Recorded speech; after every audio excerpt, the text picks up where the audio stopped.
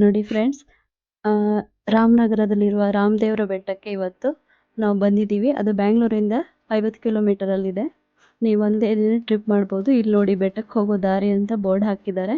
ಇಲ್ಲಿಂದ ಅದು 1 ಕಿಲೋಮೀಟರ್ ಆಗುತ್ತೆ. ಸುತ್ತಮುತ್ತ ಹಸಿರಿದೆ. ರೋಡ್ ಹೇಳ್ಕೊಳಂಗೇನಿಲ್ಲ, ಬಟ್ ಓಕೆ, ಪರವಾಗಿಲ್ಲ. ಬಟ್ ರೋಡ್ ಏನಾದರೂ ಮಾಡಿದ್ರೆ ಚೆನ್ನಾಗಿರುತ್ತೆ ಹೋಗೋಕ್ಕೆಲ್ಲ. ನೋಡಿ, ಹಂಗೆ ಹೋಗ್ತಾ ಇರುವಾಗ ಒಂದು ಆಚ್ ಬರುತ್ತೆ. ಆ ಲಾಚಲ್ಲಿ ನೀವು ಬೈಕ್ ಟಿಕೆಟ್ 60 ರೂಪಾಯಿ ತೊಗೊಂಡು ಒಳಗಡೆ ಹೋಗಬೇಕು. ಬಟ್ ಇದು 9 ಗಂಟೆ ಒಳಗಡೆ 9 ಗಂಟೆಗೆ ಮಾತ್ರ ಒಳಗೆ ಬಿಡೋದು, ಮತ್ತು ಸಾಯಂಕಾಲ 6 ಗಂಟೆವರೆಗೂ ಅಷ್ಟೇ ಇರುತ್ತೆ.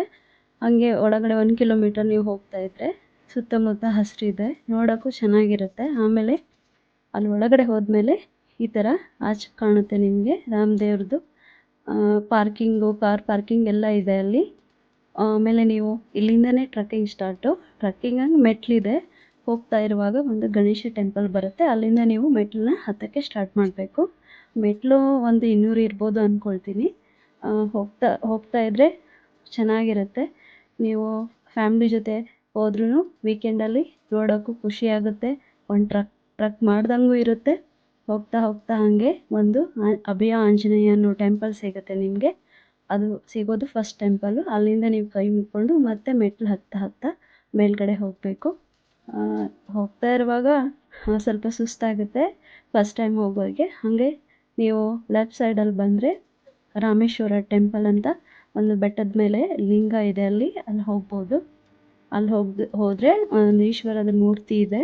ಅದನ್ನು ಹೋದಾಗ ಕ್ಲೋಸ್ ಆಗಿತ್ತು, ಹೊರಗಡೆಯಿಂದನೇ ನಾವು ನೋಡ್ಕೊಂಡ್ವಿ.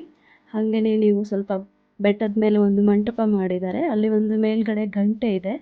ಅದನ್ನು ಅಲ್ಲಿಂದ ವ್ಯೂ ನೋಡೋಕ್ಕೂ ಚೆನ್ನಾಗಿರುತ್ತೆ. ಮತ್ತು ಈ ಕಡೆ ಮೇನ್ ಟೆಂಪಲ್, ರಾಮನ ಟೆಂಪಲ್, ಅದು ಪಟ್ಟದ ರಾಮ ಟೆಂಪಲ್ ಅಂತ. ಸುತ್ತಮುತ್ತ ತುಂಬ ಚೆನ್ನಾಗಿದೆ. ನೋಡೋಕ್ಕೆಲ್ಲ ಬಂಡೆಗಳಿದ್ದಾವೆ, ಗಿಡಗಳು ಹಸಿರಾಗಿ, ನೋಡೋಕೆ ಒಂಥರ ಖುಷಿ ಆಗುತ್ತೆ. ಅದು ಮೇನ್ ಟೆಂಪಲ್ಲು. ನೀವು ಅಲ್ಲಿಂದ ದರ್ಶನ ಮಾಡಿಕೊಂಡು ಸ್ವಲ್ಪ ಕೂತ್ಕೊಂಡು ಹಾಗೆಯೇ ಕೆಳಗೆ ಮತ್ತೆ ಇಳಿತಾ ಬಂದರೆ ನೋಡಿ, ಅಲ್ಲಿ ನೋಡಿ ಎಷ್ಟು ಹಸಿರಾಗಿ ಬೆಟ್ಟಗಳು ಎಷ್ಟು ಚೆನ್ನಾಗಿ ಕಾಣುತ್ತೆ ಅಂದರೆ ನಿಮಗೆ ಒಂದು ಒಳ್ಳೆ ಪ್ಲೇಸಿಗೆ ಬಂದಿದ್ದೀನಿ ಅಂತಲೂ ಫೀಲ್ ಆಗುತ್ತೆ. ಹಾಗೆಯೇ ನೀವು ಈ ಕಡೆ ಲೆಫ್ಟ್ ಸೈಡ್ ಬಂದರೆ ಇದು ಒಂಥರ ಟ್ರಕ್ಕಿಂಗ್ ಅಂದ್ಕೊಳ್ಳಿ. ಆ ಕಾಡಲ್ಲಿ ಹೋಗ್ತಾ ಇರುವಾಗ ಹೇಗೆ ದಾರಿ ಮಾಡಿರ್ತಾರೆ, ಹೋಗ್ತಾ ಹಾಗೆ ದಾರಿ ಇದೆ. ನೀವು ಶೂ ಅದು ಎಲ್ಲ ಹಾಕ್ಕೊಂಡು ಟ್ರಕ್ಕಿಂಗ್ ಮಾಡೋಕ್ಕೆ ಇನ್ನೂ ಚೆನ್ನಾಗಿರುತ್ತೆ. ಸ್ವಲ್ಪ ಹುಷಾರಾಗಿ ಮಾಡಬೇಕು, ಯಾಕಂದರೆ ಇದೆಲ್ಲ ಬಂಡೆಗಳಲ್ಲೇ ದಾರಿ ಮಾಡಿದ್ದಾರೆ. ಹೋಗುವಾಗ ನೀವು ನೋಡ್ಕೊಂಡು ಹುಷಾರಾಗಿ ಹೋಗಿ. ಹಾಗೆ ಹೋಗ್ತಾ ಲೆಫ್ಟ್ ಸೈಡಲ್ಲಿ, ರೈಟ್ ಸೈಡಲ್ಲಿ ದೊಡ್ಡ ಬಂಡೆಗಳಿವೆ. ಅದರಿಂದ ಇನ್ನೂ ಖುಷಿನೂ ಪಡುತ್ತೆ ಹೋಗೋಕ್ಕೆ. ಸುತ್ತಮುತ್ತ ಗಿಡಗಳು ಹಸಿರಾಗಿ ನಾವು ಹೋದಾಗೂ ತುಂಬ ಮಾನ್ಸೂನ್ ಟೈಮ್ ಅಲ್ವಾ, ಖುಷಿಯಾಗಿತ್ತು. ಆಮೇಲೆ ಜನನೂ ಕಡಿಮೆ ಇದ್ದರು. ಬಹುಶಃ ಇದು ಯಾರಿಗೂ ಗೊತ್ತಿಲ್ಲ ಅನಿಸುತ್ತೆ, ಗೊತ್ತಿದ್ದು ಬಂದಿಲ್ವ ಏನೋ. ಅವತ್ತು ನಾವು ಹೋದಾಗಂತೂ ಜನ ಕಡಿಮೆ ಇರೋದಕ್ಕೆ ನಮ್ಗೆ ಟ್ರಕ್ಕಿಂಗ್ ಮಾಡೋಕ್ಕೂ ತುಂಬ ಖುಷಿ ಆಯಿತು.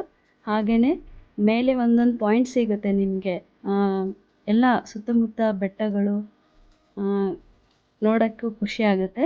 ನೋಡಿ, ಹಾಗೆ ಹೋಗ್ತಾ ಹೇಗೆ ನಿಮಗೆ ಕಲ್ಲು ಬಂಡೆಗಳ ಮಧ್ಯೆ ದಾರಿ ಇದೆ ಅಂತ ನಿಮ್ಗೆ ಗೊತ್ತಾಗುತ್ತೆ.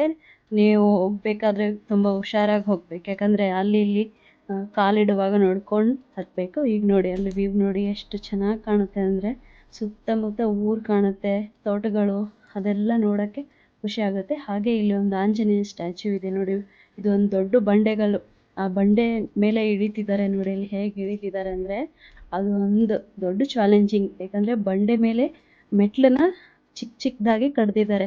ಅದು ಎಷ್ಟು ಚೆನ್ನಾಗಿ ಕಡ್ದಿದ್ದಾರೆ ಅಂದರೆ ಅಲ್ಲಿ ನಾವು ಹತ್ಕೊಂಡು ಹೋಗಬೇಕು. ಹೇಗೆ ಹೋಗ್ಬೇಕಂದ್ರೆ ತುಂಬ ಹುಷಾರಾಗಿ ಹೋಗಬೇಕು. ಕೆಳಗಿಂದ ಏನಾದರೂ ಯಾಮಾರಿ ತಿರುಗಿ ನೋಡಿಬಿಟ್ರೆ ತಲೆ ತಿರುಗಿ ಬರೋದು ಗ್ಯಾರಂಟಿ. ನಾವು ಹಂಗೆ ಧೈರ್ಯ ಮಾಡಿ ಮೇಲೆ ಹೋಗ್ತಾ ಇದ್ವಿ. ನೀವು ಹೋಗುವಾಗ ಸ್ವಲ್ಪ ಹುಷಾರಾಗಿ ಹೋಗಿ, ನಿಧಾನಕ್ಕೆ ಹೋಗಿ. ಅಲ್ಲಿ ಮೇಲೆ ಹೋಗ್ತಾ ನೋಡಿ ಸೈಡಲ್ಲಿ ವ್ಯೂ ಹೆಂಗೆ ಕಾಣುತ್ತೆ ಅಂತ. ಹಾಗೆ ಸುತ್ತಮುತ್ತ ನೋಡಿ ಬಂಡೆಗಳು. ಇದು ಒಂದು 20 ಮೆಟ್ಲು ಏನೋ ಒಂದು ಇರ್ಬೋದು. ನಾವು ಮೆಟ್ಲಂತೂ ಎಣ್ಸಕ್ಕೆ ಹೋಗಿಲ್ಲ, ಯಾಕಂದರೆ ನಾವು ಹಿಂತಿರುಗಿ ನೋಡಿದರೆ ನಮಗೆ ಭಯ ಆಗ್ತಿತ್ತು ಅಂತ ನಾವು ಹಾಗೆ ಹತ್ಕೊಂಡು ಹೋದ್ವಿ. ಮೇಲೆ ಹತ್ಕೊಂಡು ಹೋಗ್ತಾ ಇರುವಾಗ ಇಲ್ಲಿ ನೋಡಿ, ಇವಾಗ ಫುಲ್ ಮೇಲೆ ಬಂದಮೇಲೆ ಅದು ವ್ಯೂ ನಿಮ್ಗೆ ಹೆಂಗೆ ಕಾಣುತ್ತೆ ಅಂತ ನಾನು ತೋರಿಸ್ತೀನಿ ನಿಮಗೆ. ಸ್ವಲ್ಪ ನೋಡ್ಕೊಳ್ಳಿ. ಫುಲ್ಲು ಮೇಲೆ ಬಂದಿದ್ದು ಟಾಪಲ್ಲಿ ನಾವು ಹೇಗೆ ಕಾಣ್ತಿದೆ ಅಂತ ಒಂದು ಸತಿ ನೋಡ್ಕೊಳ್ಳಿ ಬಂಡೆ ಎಲ್ಲ. ಆ ಕಡೆ ಹಸಿರು ಮೋಡ ಅದ್ರ ಮಧ್ಯೆ ಗ್ರೀನ್ ಆಗಿ ಎಷ್ಟು ಸಖತ್ತಾಗಿದೆ. ನೀವು ಇಲ್ಲಿ ಮೇಲೆ ಬಂದಮೇಲೆ ಅನಿಸುತ್ತೆ, ಹತ್ತುವಾಗ ಇಷ್ಟು ಕಷ್ಟಪಟ್ಟು ಹತ್ತಿದ್ದೀವಿ ಅಂದ ಮೇಲ್ಗಡೆ ಬಂದಮೇಲೆ ನಿಮ್ಗೆ ಅದೆಲ್ಲ ಸುಸ್ತು ಹೋಗ್ಬಿಟ್ಟು ಓ ಇಷ್ಟು ಚೆನ್ನಾಗಿರೋ ವ್ಯೂ ಇಲ್ಲಿದೆ ಅಂತ ನಿಮ್ಗೆ ಖುಷಿ ಆಗುತ್ತೆ. ಅಲ್ಲಿ ನೋಡಿ ಯಾರೋ ಬಂದ್ಬಿಟ್ಟು ನಮ್ಮ ಕರ್ನಾಟಕ ಧ್ವಜನ ಅಲ್ಲಿ ಹೋಗಿ ಹಾರಿಸಿದ್ದಾರೆ. ಯಾರಂತ ನಮ್ಗೆ ಗೊತ್ತಿಲ್ಲ, ಹಾರಿಸಿದವ್ರು ಯಾರಂತ ಕಮೆಂಟ್ಸ್ ಮಾಡಿ. ಎಷ್ಟು ಗ್ರೀನ್ ಆಗಿದೆ ನೋಡಿ. ನೀವು ಬ್ಯಾಂಗ್ಳೂರಿಂದ ಗಿಜಿಯಿಂದ ಇಲ್ಲಿ ಬಂದರೆ ಫುಲ್ ಫೀಸ್ ಆಗಿರುತ್ತೆ. ಮತ್ತು ಹಾಗೆ ನೀವು ಕೆಳಗಡೆ ಬಂದರೆ ಅಲ್ಲಿ ಪ್ರಸಾದ ಇರುತ್ತೆ.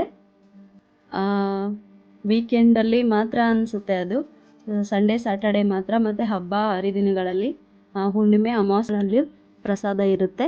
ನೀವು ಆರಾಮಾಗಿ ಕೂತ್ಕೊಂಡು ಪ್ರಸಾದ ಸೇವನೆ ಮಾಡಿಕೊಂಡು ಖುಷಿ ಬ್ಯಾಂಗ್ಳೂರಿಗೆ ರಿಟರ್ನ್ ಆಗ್ಬೋದು.